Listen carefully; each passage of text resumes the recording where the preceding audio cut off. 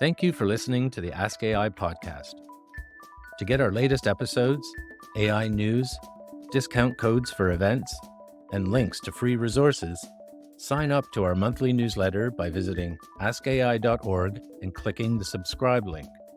That's askai.org.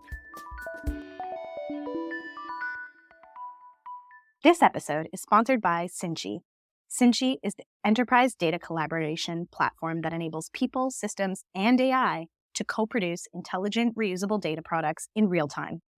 By eliminating data integration from IT delivery, Cinchi also makes it virtually impossible to violate data protection controls as you leverage AI technology for your business. If you are an enterprise IT leader looking to de-risk and accelerate your AI journey, this is what you've been looking for. Visit Cinchi.com to learn more. Hey everyone, it's Chris, the producer of the Ask AI podcast. Welcome to the show.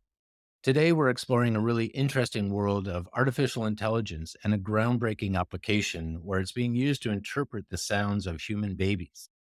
Like, just imagine a tool that could transform the cries of newborns into valuable health insights. But how does the technology work? Is it showing promising results? And will it be cost effective and accessible? These are really interesting questions that we get into in this episode. The guest today is Charles C. Onu.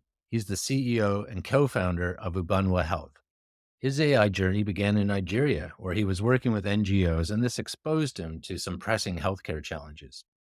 This sparked a personal dilemma where he actually found himself caught between his love for mathematics and a desire to help people. The answer was to merge his passions and focus his mind on creating AI-powered healthcare solutions that can improve the lives of millions. Charles pursued advanced studies in Canada, and his achievements at Montreal's Mila Institute earned him a prestigious Vanier Fellowship, as well as a Rising Star in AI award from Harvard University. In post-academic life, Charles joined forces with co-founders Samantha Latramai and Innocent Odiogu, and together they started to explore AI for neonatal care applications. This gave birth to Ubenwa, a startup that's focused on an application that translates baby cries into actionable healthcare insights.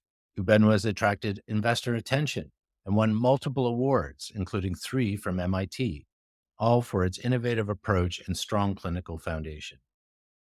Join Melissa in this interview as Charles shares his journey and gives us expert insights into this incredibly promising area of artificial intelligence.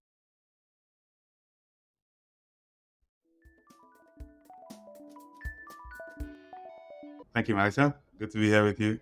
Good to see you again. Yeah, it's always good to see you. I know, we had met way back in 2021, and I was so excited about what you were building, version 1 of the Nanni AI app. Why don't you tell our listeners, what is it? What does it do? And I can't wait to dive in. Yeah, thanks for sure. So Nanni is essentially our first step in giving parents the tools to interpret their baby's cry sounds. So many people do not know that, baby's cry is actually a rich source of information. So we hear baby crying and we think, oh, we need to quiet that sound. But babies have actually evolved to communicate their needs and their health from the cry sound. So everything from, pain cries to discomfort to stress. But all the way to like neurological and respiratory distress as well. And Nanny is really the realization of our AI in really helping parents to start to understand some of these insights from baby's cry sounds. Yeah, I mean, it's just such a cool concept. I still remember first hearing about it many years ago. Such a fan. And I love what you said about, we think, oh, a baby's crying, we want to quiet that sound. But you would never do that to a child who's speaking. If a child is trying to communicate with you using their words, hopefully the reaction wouldn't be, stop talking, how do I quiet them? It'd be like, tell me what you want, say more, give me more information. So it's almost like that's what you're trying to do with Nanni AI, is allowing babies to cry, giving them that space to communicate. Yeah, exactly. I actually like the way you put it there, because it's really the idea that, that cry is a response to internal or external stimulus. And as a parent, you want to know what that trigger is so that you can address the true cause of the cry. And being able to identify and address the true cries, it really fundamentally what your app is nailed is that there are different types of cries. There are nuanced differences in those sounds. And instead of we, the parent, as a AI figuring out in our brain, oh, the timbre is slightly different. Oh, the tone is slightly different. It must mean this. The app just does it for you. Yeah, yeah, exactly. And it's really hard for we humans to, our ears are not designed to do computation. We cannot do Fourier transforms with our ears and extract pitch and so on. We can know it's maybe high pitch or low pitch, but you cannot the exact pitch. And this is what where AI and machine learning comes in. It's really extracting the finest details and characteristics in the cry to really make these relationships. Fascinating. And so, I mean, I just really want to understand, where did you get this idea? Why? Like, why did you start building this? Tell our listeners that journey. Yeah, definitely. It's actually, I mean, it's always simple. I met doctors from Nigeria to Canada who actually were baby whisperers, effectively. Like they could, they could hear a baby crying and, rightly guess the reason for the cry. I think the one that surprised me the most was identifying sick babies from the cries. It was just like, how is it? And so the idea was like, this was possible for humans through, years of the experience, of course, as physicians, to learn this. What it meant was that there was a pattern underlying infant cry sounds that they learn over time. And as we now know, if there's a pattern, then we can get machines to learn this pattern too. So I grew up in Nigeria. I spent a big part of my life there. And during the time I was working as an engineer, I used to work with NGOs, volunteer with them, health focused work and so on. And that was when I met some of these clinicians, midwives and doctors alike. I moved to Montreal and started working at Mila and the Montreal Children's Hospital and realized that, the same thing applied. We met doctors, one of our collaborators in Manitoba, Dr. Ganesh, he can listen to these guys and analyze it in such detail for you. And you're like, oh, oof, there's so much going on here. And so now it's really the question of how can we take that intuition that clinicians develop over time and translate that into quantifiable measures for parents.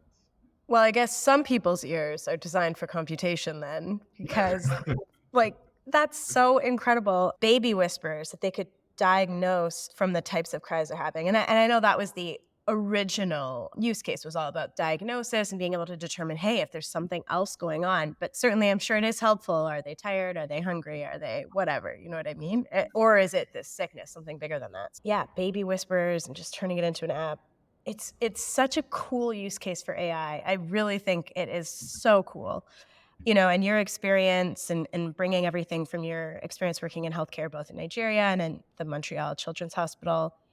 Yeah, yeah. And the way I put it is, AI has transformed many areas of our lives.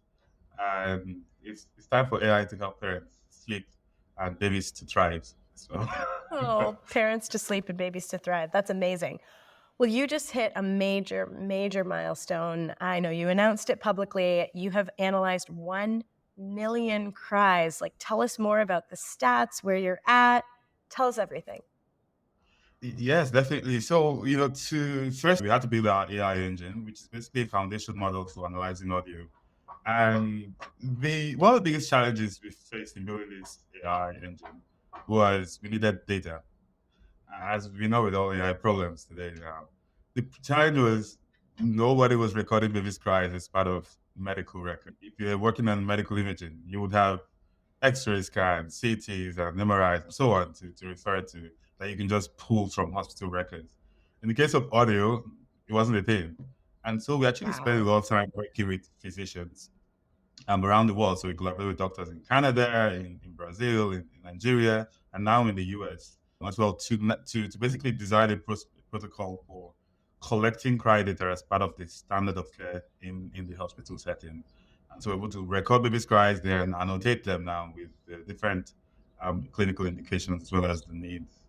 And so what that led us to was, building this first AI, but then launching Nanni AI to parents around the world. Now we have users in every single country in the world except North Korea and China, I believe. One of the things that showed us is that we were solving a truly universal problem that parents have everywhere in the world because People were discovering us organically. We weren't, actively marketing in Australia or Pakistan and elsewhere. Your parents were searching online for solutions to their baby interpretation problems and discovering that outbreak of consequence. And so, since we launched the beta, within the last 4 months, we have now hit that 1 million guides translated mark, which is just an amazing milestone for the team to go from like this small research project to something that's impacting lives in nearly every country in the world. It has come at a cost. The team has listened to many babies crying, to many crying babies, but it's a worthy cost for the vision. But this is much bigger than an app. So, A, that's already ridiculous. Like, I'm sure there are other founders or people who are listening to this who are like, wow, I wish it was that for me. Like, you weren't even actively marketing in these markets, and people in Australia and Pakistan are just like, yes, I need this, right? Like, that is truly incredible. But it's bigger than that. The fact that we have changed the standard of care in healthcare, which is actually also where I started my career working in healthcare as well. And so the standard of care has changed. This is so much bigger than we built this really cool and amazing app you can use. Yeah, that's actually a very interesting outcome we want to achieve. Now it's the hospitals we collaborate with, but the goal ultimately is to see this as part of the standard in just any hospital that babies' cries get captured as part of their medical records and as part of a clue into their health, essentially, that we look at in the clinical settings. Yeah, especially because it takes that, like, what, 12 to 24 months for them to really start to even grasp language. Like, that's, imagine, like, even as an adult, you're like not feeling so hot for a year, 2 years, and you can't tell anyone, but it's like, wait, we have all these clues. Like, it's just such a Yeah, no brainer. That I think that is so incredible, and, I really look forward to the work that you're doing for making this a standard everywhere in the world and part of their medical records. I think that's gonna be transformative for the lives of babies and helping them get their diagnoses much earlier and much faster without having to call the, one or two baby whisperers in the country that you live in.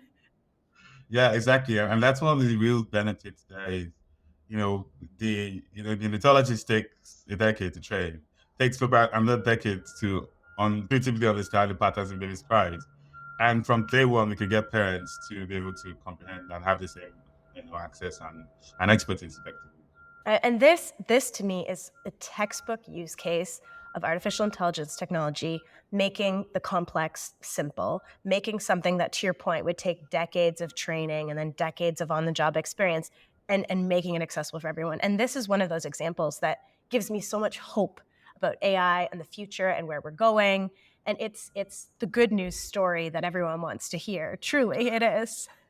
Yeah, yeah. It's hopefully AI for great good. That's really what we hope to achieve here. So tell me the bigger vision. Like, tell me where you're going. Like, you started first, you had to build the data set. We hear a lot about clean data, just having it organized and labeled, but you just like, there wasn't any. We didn't even record babies' cries. So, you started with recording their cries. Then you've got this, you have these partners with these hospitals and clinics around the world in Canada, Brazil, Nigeria, and then now adding the United States. Then you've got this app, and then parents are just recording in their home, wherever they are. And now you're adding that to your data set and growing and giving people these results, telling them what it means. But like, what's next? Where does this go next? Like, yes, next is the standard of care. We make it part of every baby's medical record. Then what?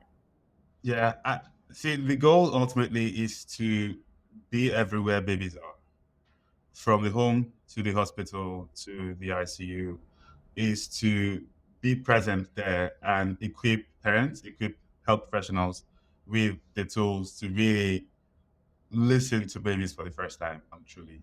And what it looks like for us in our future is broad integrations from where we started now, which is putting Ubenwa in parents' pockets essentially, to putting it in their homes, in baby monitors, consumer electronics, smart cribs, and the likes, to bringing it into medical devices, and this will come on a key milestone that we're heading towards now, which is going to be our first FDA Health Canada clearance. So we are working towards that, and when that milestone comes through, it's going to really unlock the sort of next clinical phase of our work, essentially. So that's really the idea, is to give voice to babies wherever they are, essentially. Wow, give voice to babies wherever they are and truly listen to babies. Yeah. Wow.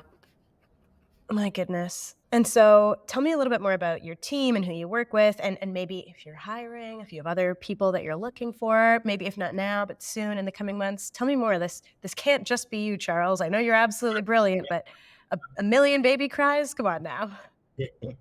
Yes, I would not be alive if I listened to every other big artist. But yes, yes, we have a really, really amazing team behind this work. Award-winning scientists and engineers.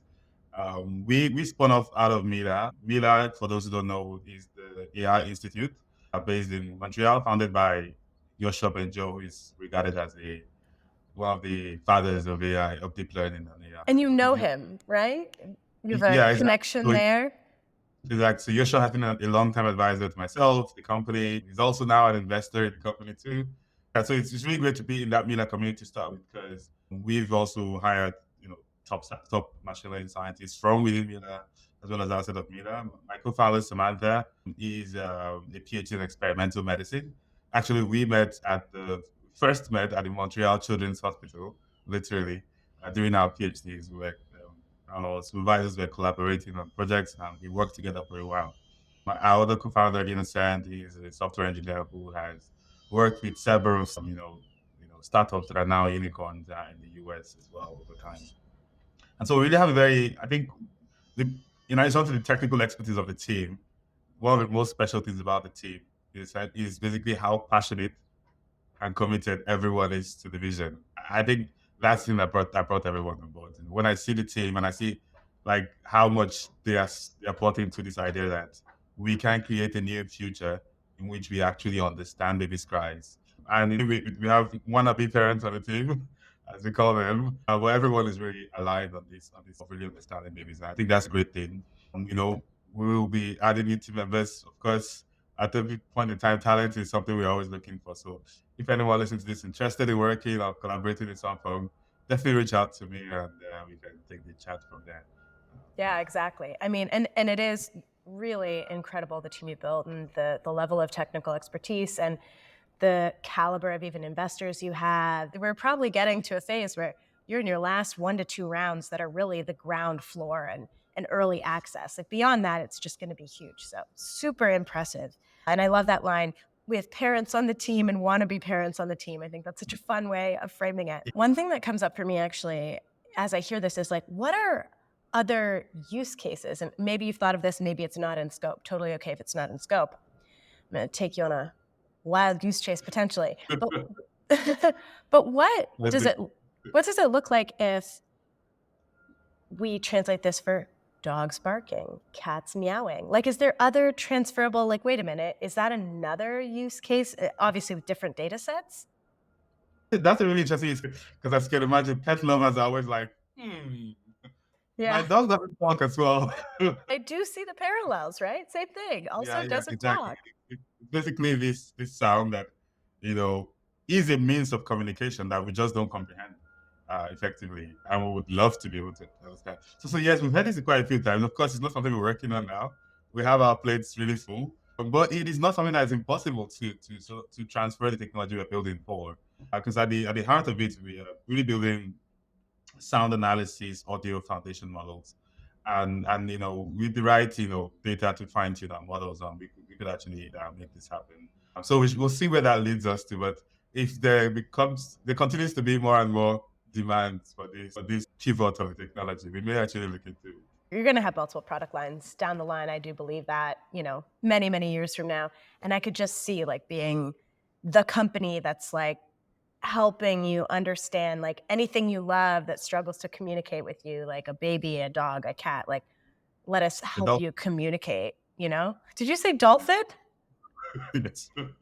Well, often on this podcast, we highlight amazing Canadian AI experts like you, but we also often have listeners who maybe they themselves are trying to get started. And so, do you have a couple of words of wisdom or insights for people who maybe like you are in the workplace, seeing what you saw, both working in healthcare in Nigeria and then working again at the Montreal Children's Hospital, and they've got like this nagging idea of like, there's something here. Like, what advice do you have for our listeners who maybe have been in a similar position?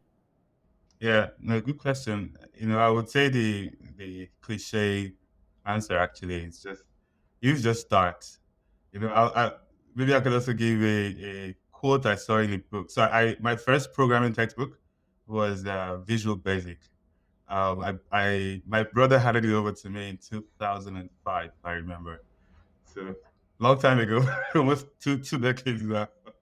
And the first, I opened it was written by two women who worked at Microsoft.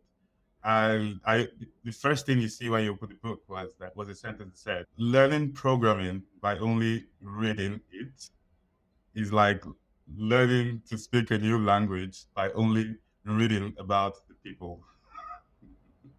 So essentially, it's saying you got to code if you want to learn how to code. If you just like read this book end to end without going to write any code, you'll be exactly where you started. And I think that's maybe one thing that many people get into is this paralysis of endless, especially today when there's an infinite amount of resources. You can watch, 100 courses and still find something you don't know yet, or something you just learn new. And then that is learning, learning circuits essentially. So I think the key thing is to exit your learning, or even if you continue your learning, begin to implement projects. Think of something small you want to solve in your everyday life. You could collect the data yourself, and you could use myriads of data sources that are available online on Kaggle and Hugging Face and places like that, and basically start building models. And you will get a real hang of AI, of what you want to do, and you will start to sort of see what next, or think about what next when you cross that do it line.